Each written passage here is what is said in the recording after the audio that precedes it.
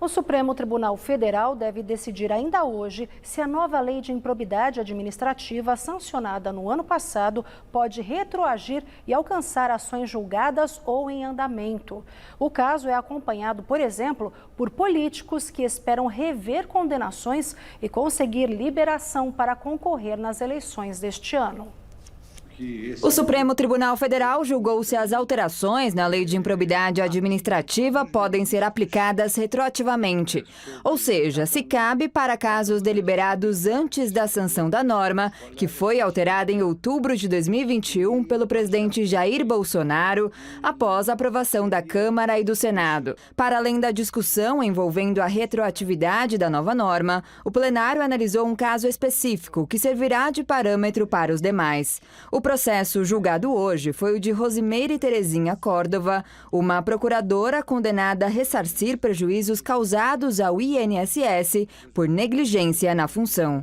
O relator foi o ministro Alexandre de Moraes, que fez um resumo do caso.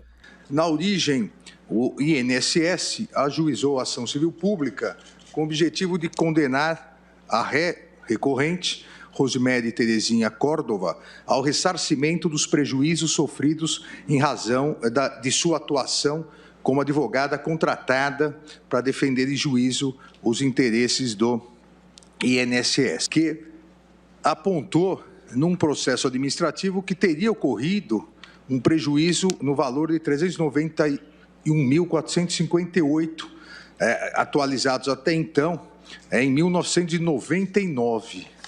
E, exatamente, esse prejuízo teria ocorrido por uma atuação negligente da ré. As alterações na lei de improbidade tocam em dois pontos que estão sendo discutidos no Supremo. O primeiro é a necessidade de comprovação do dolo, ou seja, a intenção do agente público em cometer o ato ilícito.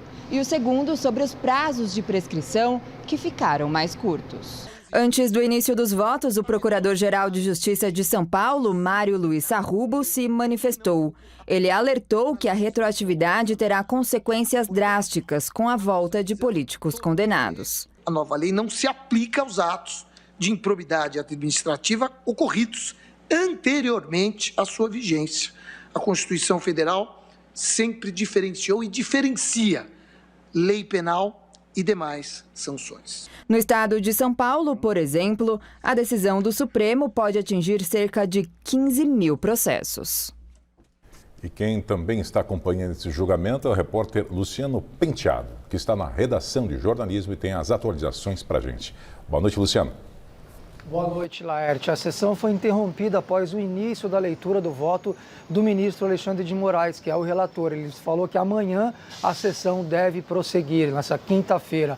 Antes dele, quem fez a sua manifestação foi a Ordem dos Advogados do Brasil. A OAB Nacional se posicionou a favor da retroatividade dessa lei de improbidade que beneficiaria essas pessoas condenadas. E aí, na sequência, foi a vez do Procurador-Geral da República, Augusto Aras, que se manifestou contra a retroatividade, contra a volta dos direitos políticos dessas pessoas que já tinham sido entrado aí no radar da justiça. Bom, o fato é que se a lei for aprovada, ela vai devolver a elegibilidade a vários políticos que já tiveram a condenação na justiça e estão nessa lista. Por exemplo, o próprio presidente da Câmara, Arthur Lira, do PP, aliado do governo Bolsonaro, o ex-líder do governo Bolsonaro, Ricardo Barros, também do PP, Antony Garotinho, que está afiliado atualmente à União Brasil, e até o ex-prefeito do Rio de Janeiro, César Maia.